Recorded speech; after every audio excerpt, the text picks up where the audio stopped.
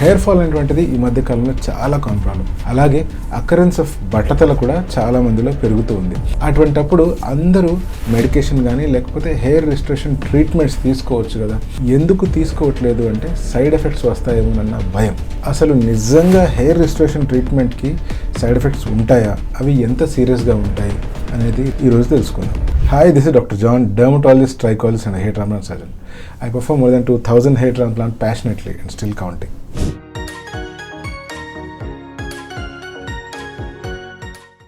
Hair restoration treatments అంటే number 1 medical treatment కావచ్చు, అంటే మినాక్సిల్ కానీ లేకపోతే ఫినాస్టైడ్ కానీ లేదా బయోటిన్ ఐరన్ సప్లిమెంట్స్ కావచ్చు. నెంబర్ 2 వచ్చేసి mesotherapy, PRP, derma roller and stem cell. 3వది హెయిర్ ఫైబర్. 4వది వచ్చేసి హెయిర్ ప్యాచెస్ లేదా విగ్. 5వది వచ్చేసి ఎస్ఎంపి లేదా స్కాల్ప్ మైక్రోపిగ్మెంటేషన్. 6వది and final hair transplantation surgery.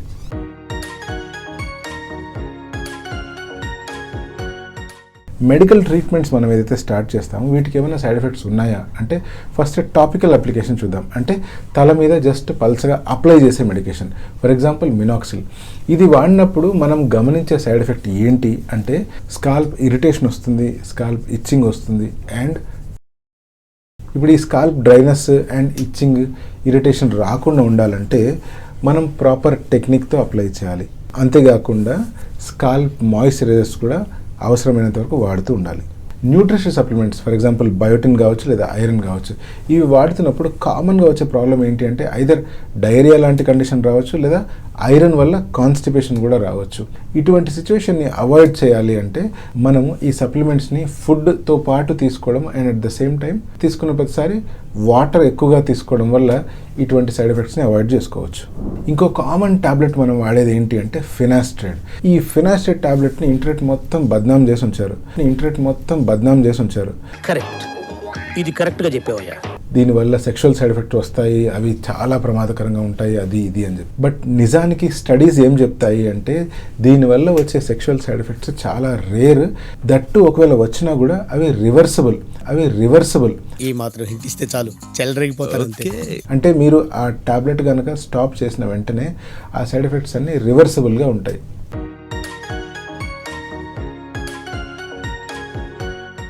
రెండో రకమైన ట్రీట్మెంట్ ఏంటి అంటే మీజోథెరపీ. ఇవి చేసేటప్పుడు ఏమైనా సైడ్ ఎఫెక్ట్లు వస్తాయా అంటే మొట్టమొదటి అందరూ చేసే మిస్టేక్ ఏంటి అంటే ఓవర్ డూయింగ్. అంటే 20 or 25 days గ్యాప్ ఉంచి చేయాల్సిన ఈ ప్రొసీజర్లను మరీ 10 daysకో లేదా వారానికో చేస్తూ ఉంటారు. అలా ఓవర్ డూ చేయడం వల్ల స్కిన్ ఫైబ్రోసిస్ అయ్యే ప్రమాదం ఉంది.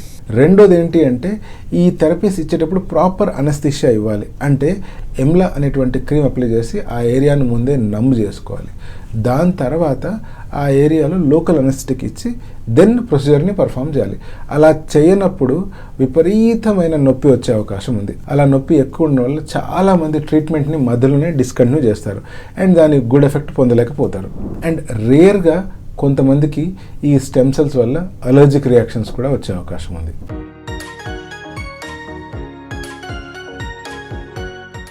మూడోది వచ్చేసి హెయిర్ ఫైబర్.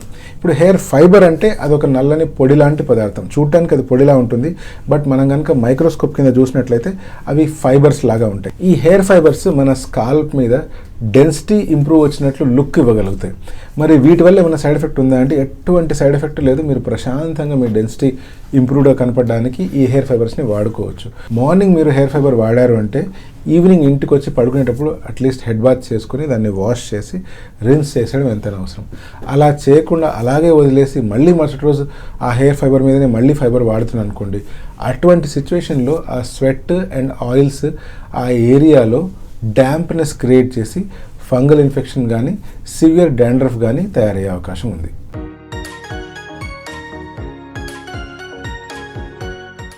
నాలుగోది వచ్చేసి హెయిర్ ప్యాచ్. హెయిర్ ప్యాచ్ అంటే విగ్కి ఒక షార్ట్ ఫామ్ అనమాట. ఇంతకుముందు విగ్గులు వేసుకునేవాళ్ళు, అంటే తల మొత్తం ఒక టోపీ లాంటి దానిలాగా వేసుకునేవాళ్ళు.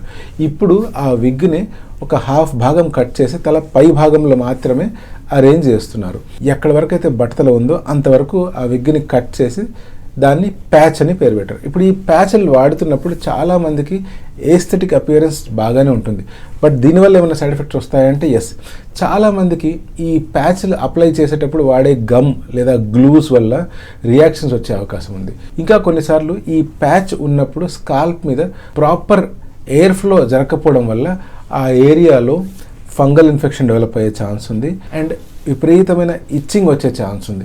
సో అటువంటి ఇచ్చింగ్ రావడం వల్ల చాలామంది ప్యాచ్ స్టార్ట్ చేసి వాడడం మొదలుపెట్టి కూడా మళ్ళీ ప్యాచ్ వాడడాన్ని అవాయిడ్ చేస్తూ ఉంటారు. ఇటువంటి సిచ్యువేషన్ రాకూడదు అంటే మీరు చేయాల్సిన పని ఏంటి అంటే ఆ గ్లూ అనేటువంటి దాన్ని ఫస్ట్ టెస్ట్ డోస్ చేసుకోవాలి. అంటే మీ స్కాల్ప్ మీద కానీ లేకపోతే మీ నెక్ దగ్గర కానీ లేదా మీ arm inner side of the arm మీద కానీ దాన్ని అప్లై చేసి దాని మీద ప్లాస్టర్ వేసి అట్లీస్ట్ ఒక 48 అవర్స్ వరకన్నా ఉంచి మీకు ఏమైనా రియాక్షన్ వస్తుందా అనే విషయం చెక్ చేసుకోవాలి.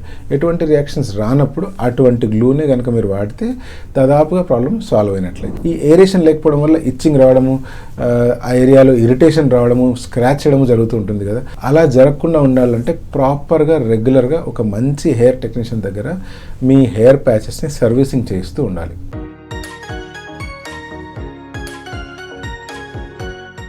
ఐదోది వచ్చేసి ఎస్ఎంపి. ఎస్ఎంపి అంటే స్కాల్ప్ మైక్రోపిగ్మెంటేషన్. ఇది ఒక రకమైన టాటూయింగ్ లాంటి పద్ధతి. ఈ పద్ధతిలో ఏం చేస్తారంటే స్కాల్ప్ అప్పర్ మోస్ట్ లేయర్లో జుట్టుకి మధ్యలో జుట్టు ఉన్నట్లుగా చిన్న చిన్న డాట్స్ క్రియేట్ చేస్తారు. అలా క్రియేట్ చేయడం వల్ల మీ స్కాల్ప్ ఫుల్గా ఉన్నట్లు ఇల్యూజన్ క్రియేట్ అవుతుంది. దీనివల్ల ఏమైనా సైడ్ ఎఫెక్ట్ ఉందా అంటే ఎప్పుడైతే మీరు ఒక క్వాలిఫైడ్ ఎక్స్పీరియన్స్డ్ ప్రొఫెషనల్ దగ్గర కాకుండా ఎవరు పడితే వాళ్ళ దగ్గర వెళ్ళి ఈ ఎస్ఎంపి పద్ధతి చేయించుకున్నారనుకోండి, వాటి వల్ల వచ్చే సైడ్ ఎఫెక్ట్స్ అంత ఇంత కాదు. మొట్టమొదటి ఏంటంటే ఆ పిగ్మెంట్ అనేటువంటిది కొంచెం డీప్గా డిపాజిట్ అయిపోతుంది. అలా డిపాజిట్ అవడం వల్ల మీ తల మీద డార్క్ బ్లాక్ కలర్లో ఉండాల్సిన డాట్స్ కాస్త గ్రీనిష్ కలర్లోకి మారుతాయి. ఆ డాట్స్ కూడా చిన్న డాట్ లాగా ఉండకుండా స్ప్రెడ్ అవ్వడము అండ్ ఒక డాట్ ఇంకో డాట్తో మర్జ్ అయిపోవడం వల్ల తలంతా గ్రీన్ పెయింట్ వేసినట్లుగా కనిపించే అవకాశం ఉంది. ఇంకా అన్నిటికంటే బాధాకరమైన విషయం ఏంటంటే దీన్ని మళ్ళీ రివర్స్ చేద్దామా అంటే రివర్స్ చేసుకోవడానికి కుదరకుండా అదొక పర్మనెంట్ టాటూ లాగా ఉండిపోతుంది. తలంతా ఏదో గ్రీన్ పెయింట్ వేసుకున్నట్లుగా కనిపిస్తూ ఉంటుంది. సో అందుకనే ఎస్ఎంపి కనుక మీరు ప్లాన్ చేస్తుంటే డెఫినెట్గా 1-2 సార్లు ఆలోచించి చేయించుకోండి.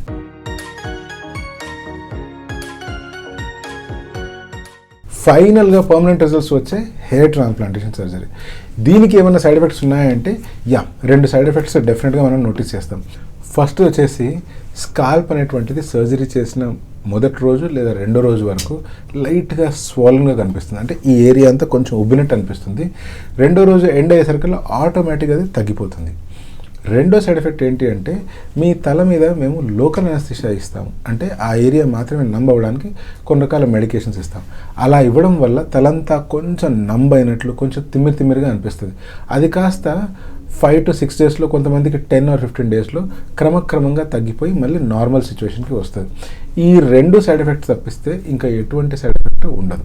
మొత్తం మీద మనం కనుక గమనిస్తే హెయిర్ రిస్ట్రిక్షన్ ట్రీట్మెంట్స్ వల్ల సైడ్ ఎఫెక్ట్లు అనేటువంటివి ఏవో చిట్టిపొట్టి సైడ్ ఎఫెక్ట్లు తప్పిస్తే ప్రధానంగా ఇబ్బంది పరిచే సైడ్ ఎఫెక్ట్లు ఏమీ లేవు. సో నేను ఇచ్చే సలహా ఏంటి అంటే మీకు జుట్టు ఎప్పుడైతే రాలుతుందో లేదా మీరు బట్టతలను ఎక్స్పీరియన్స్ చేస్తున్నారు అంటే దాన్ని అలాగే వదిలేసి బట్టతల పైన వస్తుంటే గడ్డాలు పెంచేసుకోవడము, లేకపోతే బట్టతల పైన వస్తుందంటే ఈ సైడ్ కానీ వెనకాల కానీ జుట్టు పెంచేసి నాకు జుట్టు పెరుగుతూ ఉంది అన్న అపోహలో బతికేదానికంటే ఇమీడియట్గా మీరు హెయిర్ ట్రీట్మెంట్స్ అనేటువంటి స్టార్ట్ చేయడం ఎంతైనా అవసరం.